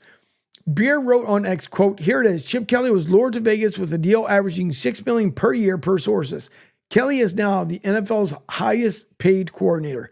Kelly joins the Raiders coaching staff led by new head coach Pete Carroll. The former Ohio State offensive coordinator completes the coordinator staff as Carroll retained defensive coordinator Patrick Graham and special teams coordinator Tom McMahon. According to Chip, he says, I'm really looking forward For people that have been with me, that understand the philosophy to some extent. That was Pete Carroll. Carroll said during the introductory press conference last Monday per ESPN, I also want guys that have never been around me before, so they have to learn what we're all about and what we can watch, the process of them learning and what we're all about and what we expect. And then I'm hoping that we can maintain some of the terrific coaches that are on the staff too, so we can have the benefit of the insights that they bring and the continuity they can generate for us. So I hope it's a lot better. But looking at Chip Kelly's recent coaching career, we want ball people. We want guys that love the game. Also, it's important to find people that can help us grow and challenge us. And I know in my history, I need people to keep me on track. As you can tell, I get pretty juiced up and I'm going to get going. I need people to keep me balanced. Chip Kelly has spent the last 7 seasons in college before joining Ohio State last year. The 61-year-old was a head coach at UCLA from 2018 to 2023. In his 6 seasons with the Bruins, Kelly posted a 35-34 record and won 1 bowl game. From 2013 to 2015, Kelly was a head coach of the Philadelphia Eagles. In 3 seasons with the Eagles, Kelly tallied a 26-21 record and won the NFC East in 2013. But let's think about, once again, that one as well, because Chip Kelly was that guy that basically wanted everyone to run as if they were in college. You have grown men in the NFL. They are not in the same caliber mindset of a college athlete. Again, the college guys that came out of there, it was a whole different story. But you can ask a guy who's 31 years old, 28 years old, to run like if you were in college, being 18, 19, 20, 21 years old. You're absolutely insane. Then you had the fallout with D-Jack. I mean, it was such a mess. Good luck. Good luck, Raider Nation. Good luck with Chip Kelly. Hopefully he does a lot better. I don't get it. I really don't. Getting back to Myles Garrett, which I had mentioned here as the breaking news came about. This is from Nick Costco. You guys have heard Nick on The Drive with Q. So this is from Nick about an hour ago. He said Cleveland Browns star edge rusher Myles Garrett requested a trade from the team according to a statement released on his social media. Garrett is the reigning NFL Defensive Player of the Year and has spent his entire career with the Browns. He was the number 1 overall pick out of Texas A&M in the 2017 NFL Draft. He released a statement regarding his request, quote, "This is per Myles Garrett. As a kid dreaming of the NFL, all I focused on was the ultimate goal of winning a Super Bowl. And that goal fuels me today more than ever," Garrett said in a statement. "My love for the community of Northeast Ohio and the incredible fan base of the Cleveland Browns has made this one of the toughest decisions of my life. These past 8 years have shaped me into the man that I am today. While I love calling this city my home, my desire to win and compete on the biggest stages won't allow me to be complacent. The goal was never to go from Cleveland to Canton. It has always been to compete for and win a Super Bowl. With that in mind, I have requested to be traded from the Cleveland Browns." Last season, Garrett had 47 tackles, 22 tackles for a loss, 14 sacks, 1 pass deflection, 3 forced fumbles, and a fumble recovery. Over the course of his career, Garrett has 352 total tackles, 116 tackles for loss, 102.5 sacks, 17 pass deflections, 20 forced fumbles, 6 fumble recoveries, and 1 defensive touchdown. Garrett was a can't-miss prospect come out of Texas A&M and their easy number 1 pick. Over the course of 3 years in college, Garrett had 145 total tackles, 49 tackles for a loss, 32.5 sacks, 1 interception, 4 pass deflections, 1 fumble recovery, and 7 forced fumbles. As a member of the class of 2014, Garrett is a 5-star plus recruit out of Arlington, Texas, Martin, according to the On3 industry ranking, a weighted average that utilizes all 4 major recruiting media companies. He was the number 1 overall prospect in the state, the number 1 edge in class, and the number 1 overall prospect in the class. So this, you had to think about it. Myles Garrett, I mean, listen, if anybody has been a company man for the Cleveland Browns and the way the Browns have played as in years, take a look at the mess that's been going on with Cleveland. You have the Jets, who were probably worst off, but Cleveland wasn't that far behind. is Jameis Winston going to see that is still going to be there? I mean, they still got to figure out their quarterback situation. Baker Mayfield, who was traded away from there, and obviously had resurrected his career with Tampa Bay. Myles Garrett, you would have, I mean, nonetheless, you'll have to give up a couple of, draft round picks for sure.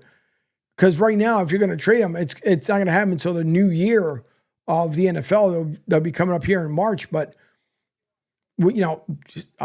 Giants would love him. Eagles would definitely love him. The Redskins would definitely love him. If you're looking for contenders that to be able to do so, not saying that he wouldn't stay in the AFC and KC picks him up, whoever gets the services, does it make them a guaranteed run for a Super Bowl? Well, if you're in Kansas City where you've already been there twice in a row, you're getting ready to defend your third one, are you looking to beef up? You can do it with Myles Garrett. So sometimes it gets old. It does get old, and you want to do what's good for you. And that's exactly what you're looking for. Every year we hear about whatever fan you are of your team, every year you would hope that the ultimate would be to get to the Super Bowl, as I mentioned to Jared. That's what you want. It is to get back to the big dance. And if you've never been there before, like Detroit, that is the goal.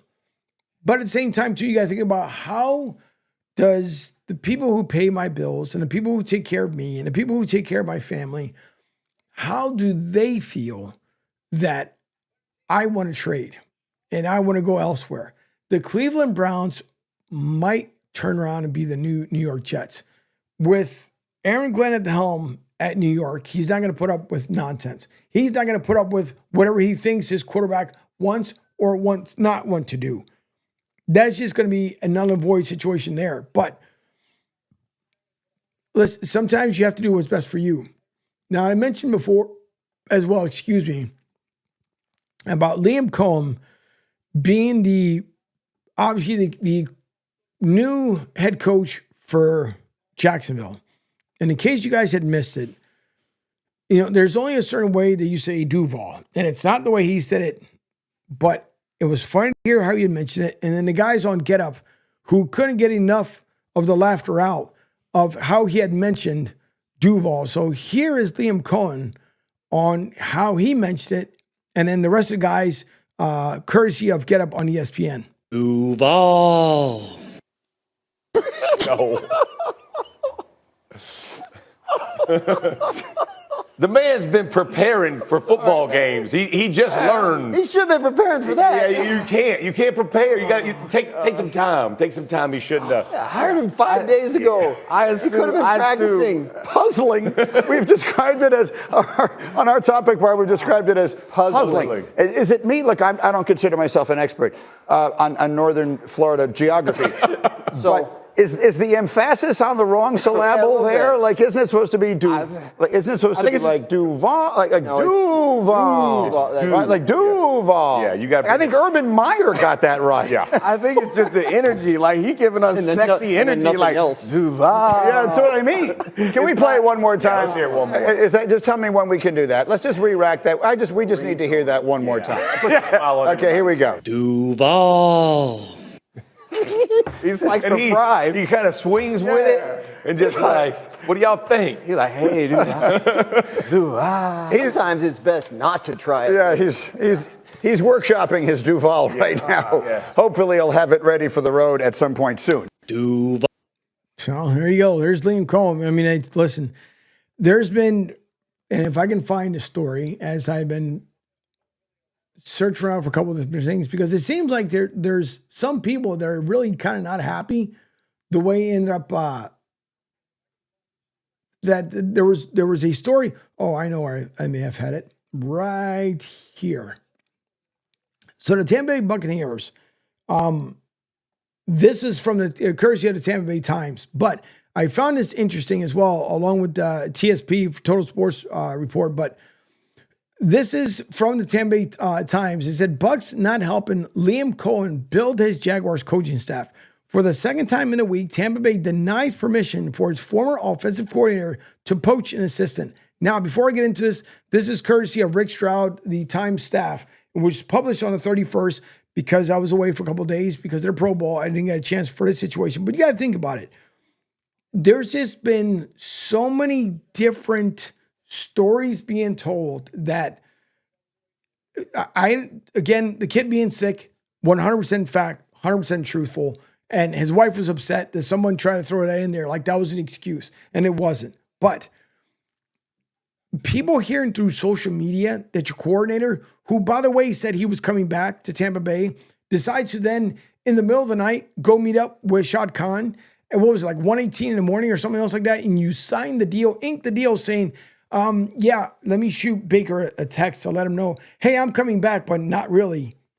So now you want to take away from the Buccaneers, but you also then leave the Bucs, and this kind of states it, that he really didn't leave it the way the Bucs have wanted it. I had mentioned, to me, it's one of those things, like if you really wanted to look at this organization that helped you in your career, and for the most part, helped you go to Jacksonville, now I would have sat down with the Glazer family. I would have said, listen,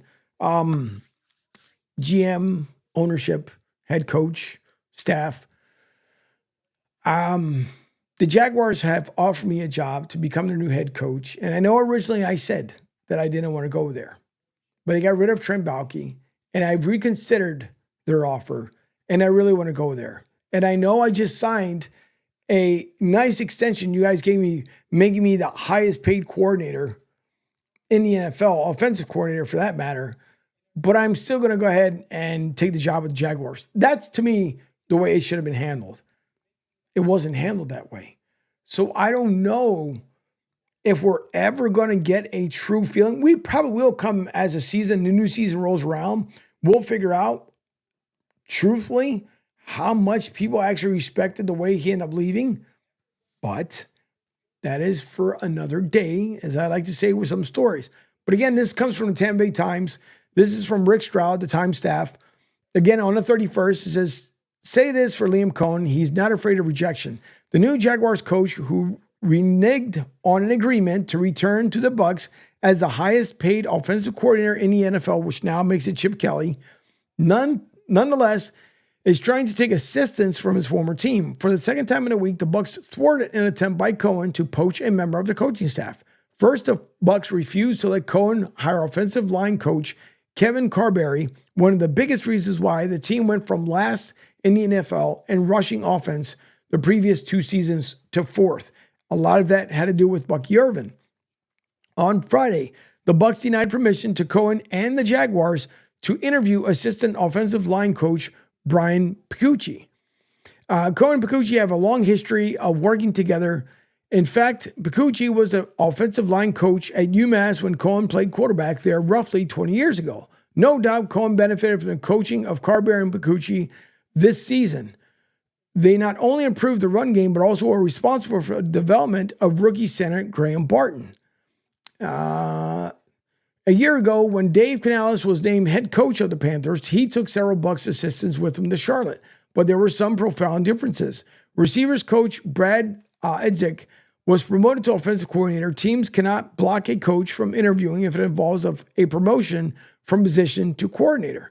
Canales also was allowed to take offensive line coach Joe Gilbert and run game coordinator Harold Goodwin, but both had their contracts expired, and frankly, the Bucs weren't thrilled about finishing last in rushing offense 2 years in a row. It's somewhat surprising Cohen would even ask to take some Bucs coaches with him. He agreed to withdraw from consideration for the Jaguars' job to become the highest paid offensive coordinator at $4.5 million per year before reversing that decision a day later. After going off the grid from the Bucs for about 26 hours, he resurfaced in Jacksonville a day after the team fired general manager Trent Baalke. The Bucs have not been able to hang on to Cohen, but they're not giving him parting gifts either. And you got to think about that. Why in the world would they allow him? Why?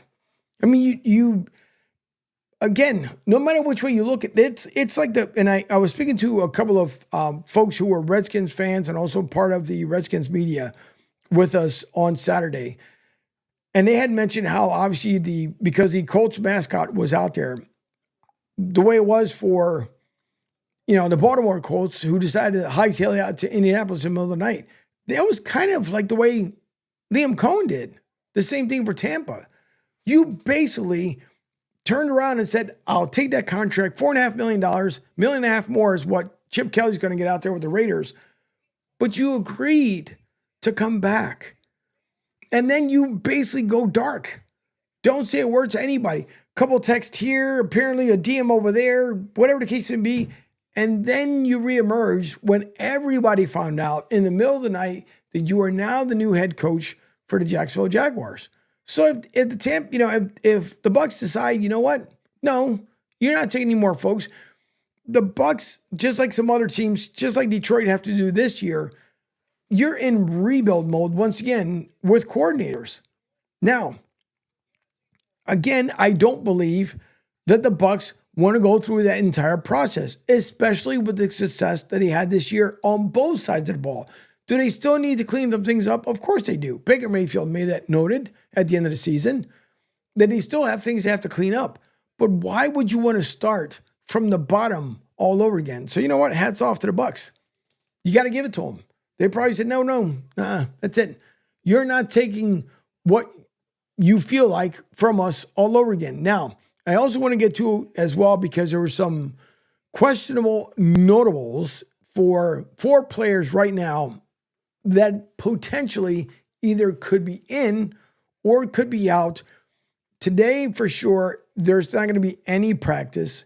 It is Media Monday, so there's going to be a lot of media availability later on in New Orleans, down there at the Superdome, where tonight everyone will get together. You'll be able to ask questions. They'll bring the defending champs out on the stage, and then they'll bring the NFC champs out first, as they did last year with San Francisco, and they'll come out and say what they have to say, and then they'll bring out the defending NFC champs, the defending Super Bowl champs.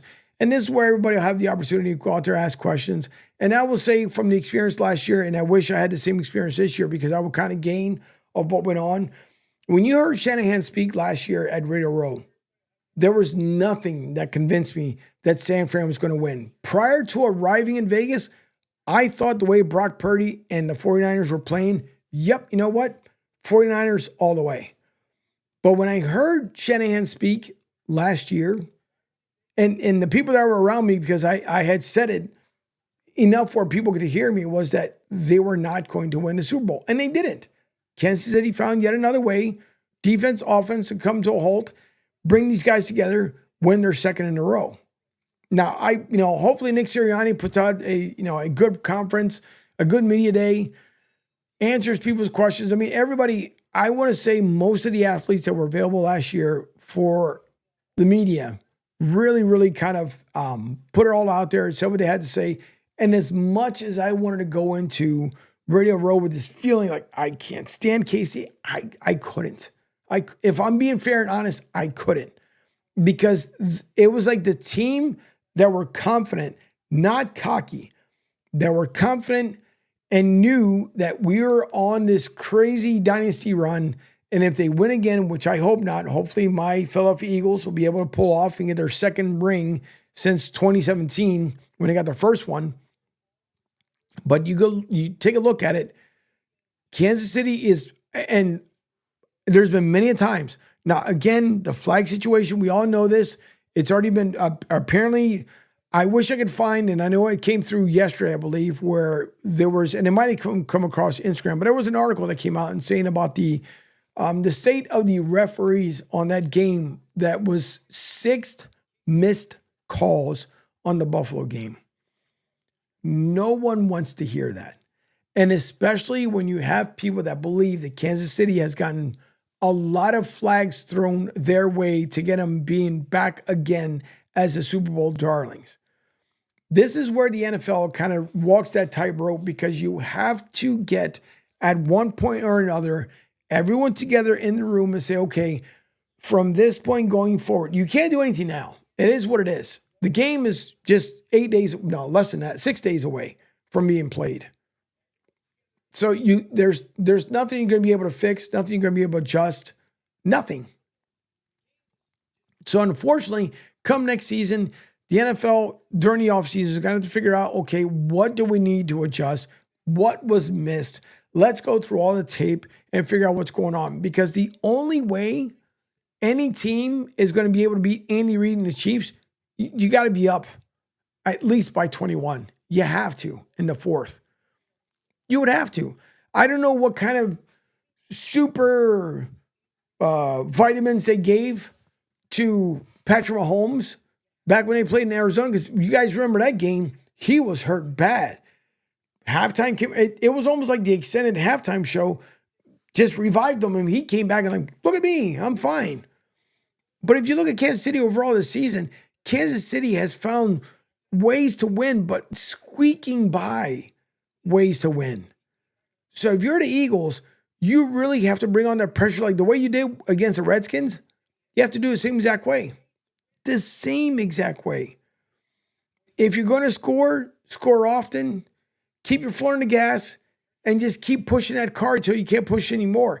It's almost at the end of the miles anyways for the current year. The Eagles are going to have to bring a lot of pressure in order for people to say, oh, and by the way, we didn't win because of whatever. So that's that. But hopefully, right now, there's 4 questionable players: Brandon Graham, Kenny Gainwell, Britton Covey, and CJ Uzomah. It seems like they're the only players who are potentially in jeopardy of missing the big game. And with 9 days until, which is a lot shorter than that now, there's still time for their outlooks to improve. We also hope optimistically that these guys will be able to be available. Now, Brandon Graham, everybody knows he was supposed to retire this year. Spoke to Jeffrey Lurie, spoke to the Eagles organization, say, hey, can I just come back for one more season? And you also heard Lane Johnson talk about whether win or lose, he's coming back for another season. So it's good to see two of a couple guys that are going to be coming back. But Graham was limited for the second day in a row. This is before he left for New Orleans, and he continues to sound optimistic about the chances of playing. Gainwell did not practice. Pardon me. He must clear the concussion protocol before he's eligible to play. In addition to that, he needs his knee injury to not hold him back from playing. If Gainwell can't suit up, the Eagles could look to temporarily elevate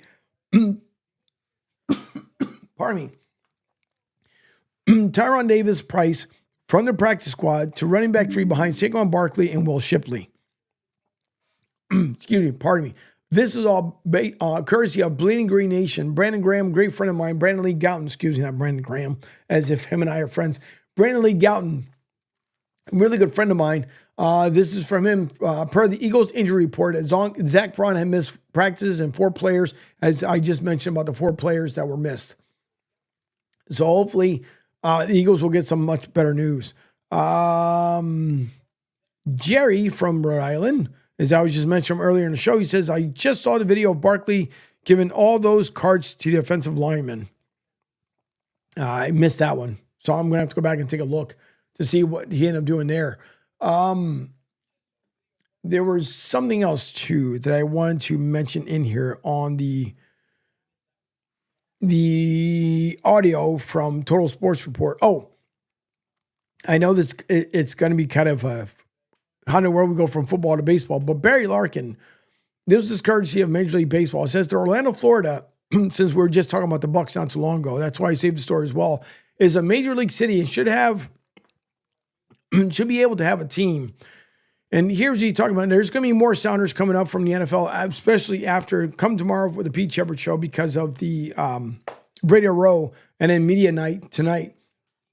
But I wanted to play this because I thought it was kind of interesting as we keep talking about the Tampa Bay Rays being part of, to be part of what's going on here in Florida. But I thought this was noteworthy of playing that Orlando could be getting a Major League Baseball team and maybe sooner than later. But listen, it makes sense. They do have the people there, and I think they're well deserving of having a baseball team. Orlando is a major league city.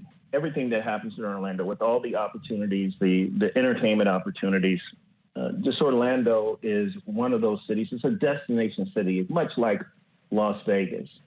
And if you think about it and you compare the two, in 2025, there's expected Orlando for 80 million tourists to come into Orlando compared to 40 million in Las Vegas. Las Vegas, with the relocation of the A's, will have 3 major sports franchises, and soon to have an NBA franchise, so they'll have 4, with 40 million visitors coming through the Styles in Las Vegas. Twice that in Orlando, and the fact that Orlando is the 15th largest media market and the largest media market without a major league franchise team. The proposed site for this baseball team would be in the tourist corridor. If you get a small percentage of those 80 million people that are coming through Orlando to take in the experience of a baseball game at a beautiful stadium, I think that I like that prospect right there. I like our chances. So would a lot of people. I mean, a lot would absolutely love it. And it's, listen, well deserving. In my opinion, I think it's well deserving that they can do so. Because why not? I mean, you take a look at it. Orlando is, I mean, he talked about the 15th major. 15th. Who would have thought, as Florida continues to evolve, a lot of people that move down here because of COVID and the whole 9 yards, I mean, why not? They can have it. Now, if it's going to be the tourist part, I-4 is already congested as is. So you would imagine it would be somewhere around the Disney World location from what it sounded like. And I guess it would make sense because of the tourists that would be in the area. But I thought it was a good, compelling story, and who knows if that ended up growing legs. But before I end the show here, I want to talk a little bit about NASCAR. Last night, you guys heard me briefly talk about it with Dylan as we both follow the City Garage Motorsports, and hopefully more to come here. They were locally in the Clearwater area yesterday, down at Quaker State Lube Restaurant with some other vendors that were out there, and it looked like they had a pretty good time. But here is Chase Elliott, and this is, he tells Matt Weaver that it's paramount for NASCAR to have its grassroots events like the Clash on top of trying to expand to new markets internationally. He points to how an events like the Clash, etc., can be the difference in keeping historic tracks alive. Again, this was also provided by Steven Toronto out there on X. So let me switch gears over here so you guys can hear the full conversation as I rewind it back. But Chase Elliott, if you guys didn't know, won the Clash last evening out there in Winston-Salem, which it was, I just thought it was kind of different. And I'll mention the reason why I kind of feel like it was a little bit different here. But here's the reason why he states that it should be kind of one of those grassroots. So here is... I think it's paramount, honestly. You hate to see those... I mean, historic might be the wrong word, but just that those cornerstone racetracks of kind of what paved NASCAR to be what it is today shut down or go away. So if us having a race or if it's the Rockingham case where those guys are taking the Xfinity and trucks over there, if that's going to keep that place alive and keep it from shutting down or getting bulldozed, then I think that's a victory for motorsports. Like, for whether it's NASCAR or whatever. I just think having these racetracks survive this day and time is a really big deal. And we need to try to make sure we're doing as much as we can to keep those places in business and give us the opportunity to even return there one day, right? Like, what happens if the effort from the state didn't happen and Rockingham goes away and North Wilkesboro goes away and all these places get bulldozed? Well, we can't have special moments to return to anywhere because they're gone. So I just think it's important that we do what we can to make these places continue to be special here in the region, which is obviously has a big footprint with NASCAR and the history here. And I think we can expand and grow and try new things while doing that all at the same time. So it brings up a great point. Once again, there's something I have to remember to do, which I completely slipped my mind, but I want to make sure I go out there and I say before I close out the show here. But Elliot, he's absolutely right. Rockingham, for you guys that don't know, Rockingham has been around NASCAR for many, many years. Many years. Now, those of us who had followed the sport from Daytona, obviously when he raced on the beach, to all these other smaller tracks, Rockingham has not been in existence since basically Kevin Harvick, after the late Dale Earnhardt passed away. But it's been many years since anybody's been back to Rockingham. And Rockingham, where it is I mean, it's a unique track. It's a lot of fun. There's a lot of room for RVs and trailers and such to be out there. But he's absolutely right. There are some places that need not to be bulldozed, and I think Rockingham is one of them. I know they're going to go back there. The ARCA Series is going to go back there as well for a Rockingham race. I just think that certain racetracks don't need to go away. And it was nice to see that, for last night when they had Race a Clash on Winston-Salem, I mean, you had 17,000 plus on hand. It seemed like everybody, even though it was a cold night, it seemed like a lot of people didn't care. A lot of race fans didn't care. But I thought it was unique on the way they end up performing last night. And I think he's absolutely right. Elliot's absolutely right. Don't let these smaller tracks go away. I understand NASCAR is they're going to Mexico. They're going to these different places. I know the IRL series. I mean, obviously they come to Vegas. It's a lot of logistic stuff that has to be put together in order to make it happen. But Rockingham is definitely one of those places that should never, ever go away. Now, this was something that I wanted to mention. I want to make sure I mention it prior to ending the show. You never know. And I know there's law firms out there that are big. Some advertise that they're huge. Some advertise that they're big in numbers. We get all that, and that's great. And I know a lot of times we don't like to go somewhere to get advice or whatever the situation may be. But here's the one thing that I do know is that when you have to speak to someone, make sure they actually listen to what's going on, whether it's the smallest of details, whether it's something that's huge, maybe something that was missed. But here's what I'm going to say. When you look for a law firm to help you in a time of need, sometimes it's not about the size. It's about a firm taking the time to listen and create the best outcome for your specific situation. Lucas, McKenzie, and Dyer Law Firm did exactly that. Thank you to Mr. Miller for taking the case and time to help me with the best possible outcome. I will let anyone that I may know when you need legal representation, call the law firm of Lucas, McKenzie, and Dyer. They are there for you as they were for me, and they are located down here in Southwest Florida. I call them in a time of need, and I will say they came through in a huge, huge manner for me. And Michelle, who reached out to me as well, who ended up listening in and heard exactly what I had to say. Lucas, McKenzie, and Dyer, I know you guys, you know exactly what I'm talking about. There's big advertisements everywhere and everywhere else. Sometimes the little guys are the people that you need to go to because those are the ones that, and I'm not taking anything away from any other law firm, but I know from my experience, if I needed them again, rest assured, that's exactly who I'm calling. Because when you speak to someone, you want them to hear your voice, listen to you, find out exactly what's going on, let them handle it. Sometimes there are things that are bigger than us that we have to let firms take over and say, here you go. You guys are the ones that listen to me. You guys are the ones that take care of me. Lucas, McKenzie, and Dyer. You guys, if you need a law firm, reach out to them out here. They're in Newport Richey. They also have a location out in Spring Hill.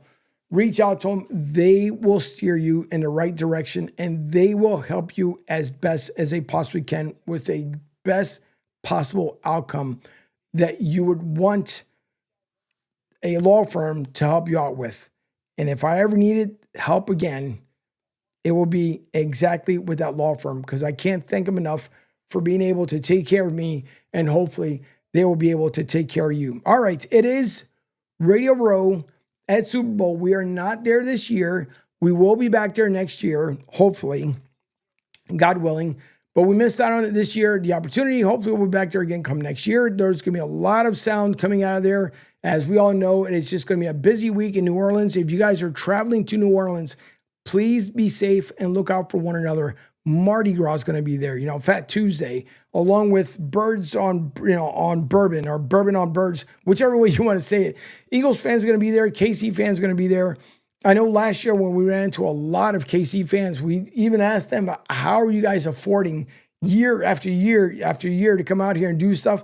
And there was a lot of KC fans that showed up on Saturday the same way we did when we started standing up at the convention center. And listen, hats off to you guys.